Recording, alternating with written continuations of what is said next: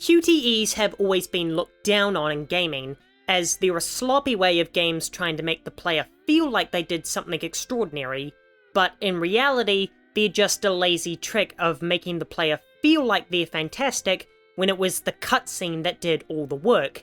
And while the series that popularized the mechanic have moved away from them and traded them in for more engaging gameplay, like God of War and Resident Evil, the Yakuza, or Like a Dragon games, have lovingly stuck by them for over a decade, refusing to let this staple of the series die out. And it never should, because Like a Dragon does them right, and Infinite Wealth might just be the game that perfects them. So why are Like a Dragon's QTEs great, while in David Cage games they come across as lazy and terrible? It's because they always come at an appropriate moment, and they're never the finishing move. Final Fantasy XVI has one of the most epic boss fights ever seen when you fight Bahamut. Depending on your difficulty and skill level, this could be a hard battle, so when you get Bahamut's health down to 0, you might naturally think that the battle is won, and your reward is getting to see this cinematic cutscene play out. But surprise, you have to complete a QTE, and if you weren't expecting it, you may have just lost the fight and need to do it all over again. Like a Dragon makes sure that those cinematic cutscenes aren't the climax of a fight, but used to hype up the player to finish off the boss. Having these expertly choreographed scenes add flair and intensity to the battle in a way that the gameplay doesn't allow. Back when these were Yakuza games, this was less forgivable, as they were action brawlers, and it came across as RGG skimping out on cinematic gameplay and replacing it with a cutscene. An appropriately timed cutscene, but a cutscene all the same. But with their turn-based nature now, it feels more appropriate. Yakuza 7 kept the QTEs alive through their spells, which asked you to perform a QTE for extra damage. This is an excellent inclusion because it's an expected QTE that doesn't rob the player of any gameplay. In fact, it adds even more gameplay to turn-based combat in the way Paper Mario did all those years ago. And when combined with the auto-battle feature that's an essential requirement for a modern JRPG, it makes grinding in the labyrinth an engaging and quick experience, as you need to be paying attention to the screen, and the game is adding gameplay in a place where there typically wouldn't be any in another JRPG. But how does Infinite Wealth perfect QTEs?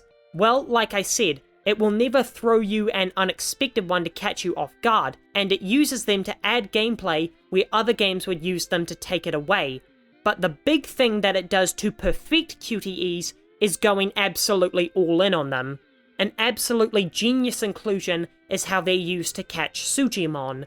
Many Pokemon fans will know the tradition of spamming the A button in order to make sure your capture is successful, which is nothing more than a superstition among fans, so for Infinite Wealth to include that as a feature is a fun little nod. QTEs are also prevalent in the hysterical Tinder minigame in which you have to beg women to go on a date with you, something that is only possible in a video game that doesn't have Kazuma Kiryu as the protagonist. And of course, who could forget the iconic karaoke minigame, which one could credibly argue is a rhythm game, but what is a rhythm game if not a giant QTE? But even all that is not how Infinite Wealth perfects QTEs. How it does that is through the method by which all of these QTEs are included, as optional side content.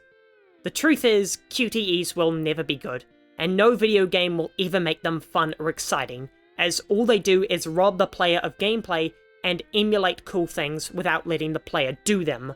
All those minigames I mentioned are entirely optional, and you only have to engage with them if you are part of the rare breed that goes for 100% completion. And in a game as gigantic as Infinite Wealth, I don't think the developers are actually expecting you to do everything in this game. And while I praised their inclusion in boss battles, instead of robbing you of excellent gameplay like in the Yakuza games, they just come across as a jarring experience that's only stuck around for legacy reasons, despite the valiant shift RGG Studio has made in leaving the Kiryu saga behind. Like a Dragon Infinite Wealth is undoubtedly the best that QTEs have ever been, but that's only when it comes to the spell casting mechanic, in which they add gameplay instead of taking it away. But even in those critical moments, it's not necessary for success.